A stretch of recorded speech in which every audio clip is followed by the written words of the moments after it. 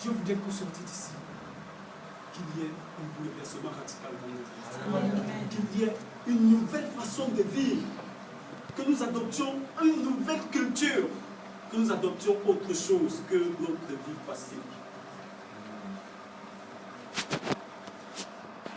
On va lire notre texte. C'est Matthieu 27, verset 50 à 53. 27. 53. 50 à 53. Je dis au nom de Jésus. Amen. Je lis la parole de Dieu par sa grâce. Nous sommes dans le livre de Matthieu, chapitre 27, verset 50 à 27. 50 à 53. Et Jésus, ayant de nouveau crié d'une voix forte, rendit l'esprit. En même temps, le voile du temple se déchira en deux. Depuis le haut jusqu'en bas, la terre trembla, le rocher se fendit. Les sépulcres s'ouvrirent et plusieurs corps de saints qui étaient morts ressuscitèrent. Et étant sortis de leur sépulcre après sa résurrection, ils entrèrent dans la sainte cité et il fut vu de plusieurs personnes. Amen. Amen. Amen. Amen. La parole de Dieu nous dit ici que lorsque Jésus a rendu l'âme, le voile du temple s'est déchiré. Les tombeaux des saints se sont ouverts. Les gens les ont vus dans leur vie en témoignage. Ça veut dire qu'enfant Jésus-Christ, les saints étaient où? Enterrés.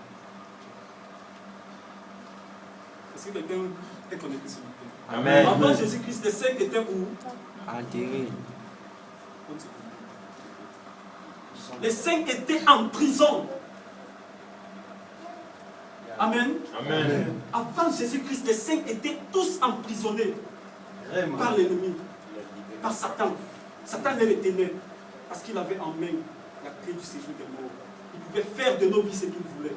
Il pouvait faire de la vie des enfants de Dieu ce qu'il voulait. Mais aujourd'hui, Jésus-Christ vous dit que Satan ne fera plus de votre vie ce qu'il veut. Amen. Satan ne fera plus jamais de vos vies ce qu'il veut au nom de Jésus. Amen. Ici, nous pouvons relever dans ce verset qu'après avoir vécu et enduré toute forme de souffrance, parce que la parole de Dieu nous dit aussi que Jésus qui s'est chargé de nos fardeaux, de nos infirmités, par ses meurtrissures, nous sommes guéris. Amen. Donc il a enduré tout ce que nous devions endurer. Le châtiment qui devait tomber sur nous est tombé sur lui. Il a enduré tout. Toute la colère qui devait s'abattre sur nous à cause de notre vie qui n'honorait pas Dieu. Jésus-Christ l'a porté à la croix. Jésus-Christ est mort avec cette colère. Aujourd'hui, Jésus-Christ est ressorti du tombeau. Il est revenu à la vie pour nous donner une nouvelle espérance, pour nous donner une nouvelle orientation, pour nous donner un nouveau départ.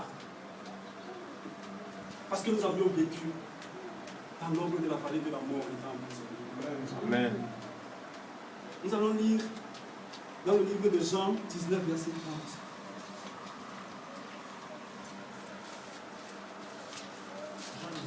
Verset 30. Jean 19, verset 30, je lis au nom du Seigneur. Quand Jésus prit le vinaigre, il dit, tout est accompli. Et il baissa la tête et rendit l'esprit. Amen. Verset 34. Mais un des soldats lui perça le corps avec une lance. Et aussitôt il sortit le sang et l'eau. Amen. La parole de Dieu nous dit ici, Jésus a dit, tout est accompli. Il a dit à Dieu, j'ai vaincu Satan. J'ai vaincu la mort. J'ai récupéré la clé du séjour des morts. C'est la raison pour laquelle, lorsque Jésus a rendu l'âme, la parole de Dieu nous dit que le voile du temple s'est déchiré au milieu. Le voile du temple, c'était ce voile qui faisait obstruction entre le lieu saint et le lieu très saint. Le lieu très saint où Dieu se manifestait, où tout le peuple n'avait pas accès. Mais avec la nouvelle arrivée, avec la nouvelle orientation, avec le nouveau désir de Jésus-Christ, de nous voir changer de vie, de nous voir devenir de nouvelles personnes, de répandre son esprit sur toute chair.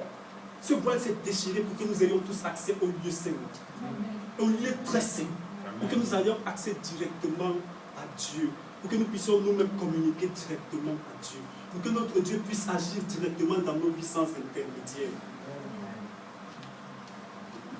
Amen. Amen. On nous dit dans sa parole, un soldat lui perça la côte. Il sortit de l'eau et du sang. Bien aimé dans le Seigneur, lorsque quelqu'un prend de l'eau le matin, est-ce que quelqu'un peut nous dire quel est le rôle de l'eau le matin quand nous la prenons?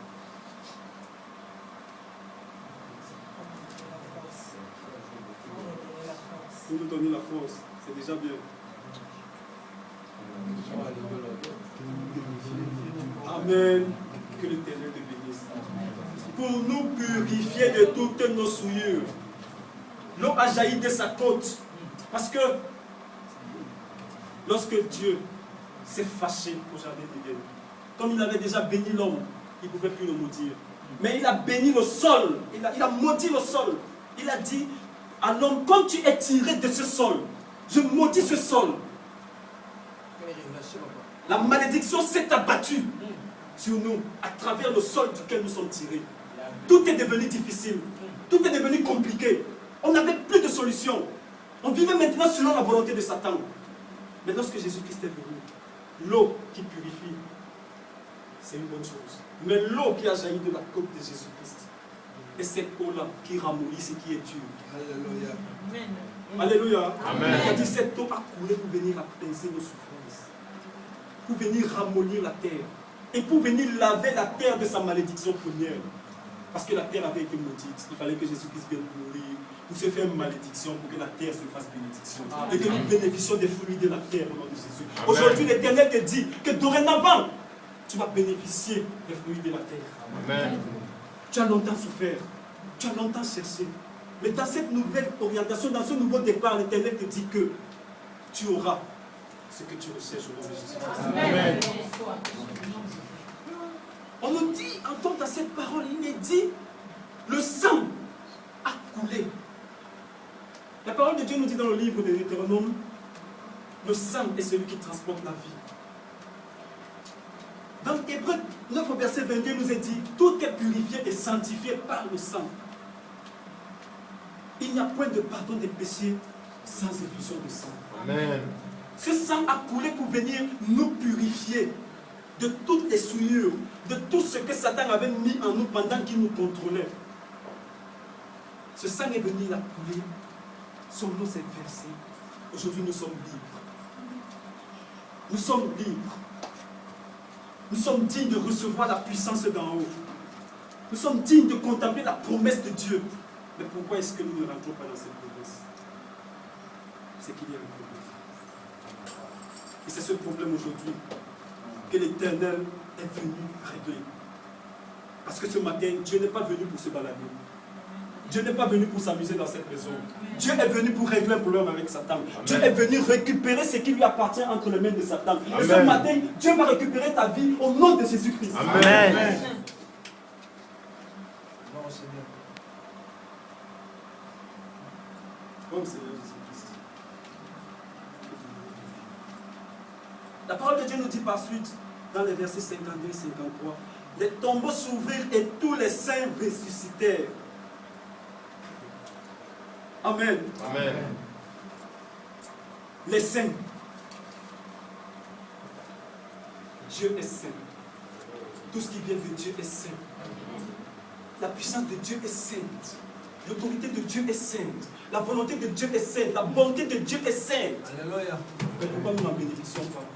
Parce que Satan avait enfermé nos vies dans le tombeau. Les saints vont ressusciter en ce jour. Amen. Si tu vivais dans le célibat, le mariage va ressusciter en ce jour. Amen. Si tu vivais dans la misère est finie en ce jour. Amen. Si on t'avait enfermé quelque part, l'Éternel va ressusciter ta vie en ce jour. Amen. Quel que soit ce qui s'était abattu sur toi pour t'empêcher de voir la gloire de Dieu aujourd'hui, la résurrection de Dieu va s'attacher à ta vie au nom de Jésus-Christ. Amen. Alléluia. Amen. Alléluia. Amen. Est-ce que nous pouvons acclamer pour le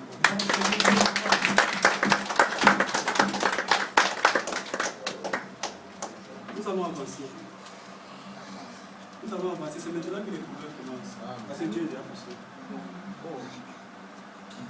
Dieu est déjà passé. Et maintenant, il veut parler. Mais si tu disposes ton cœur ce matin à écouter la voix de Dieu, mais si tu reçois cette parole de Dieu comme étant un conseil, comme étant un moyen de ressusciter, ta vie ressuscitera en ce jour. Amen. Mais celui qui recevra cette parole avec colère et rancœur restera dans les ténèbres. Amen. Nous allons lire 1 Corinthiens 6, verset 19. 1 Corinthiens 6, verset 19. Je lis au nom du Seigneur. Amen. Et savez-vous quoi que votre corps est le temple du Saint-Esprit qui est en vous, que vous avez reçu de Père et que vous ne vous appartenez point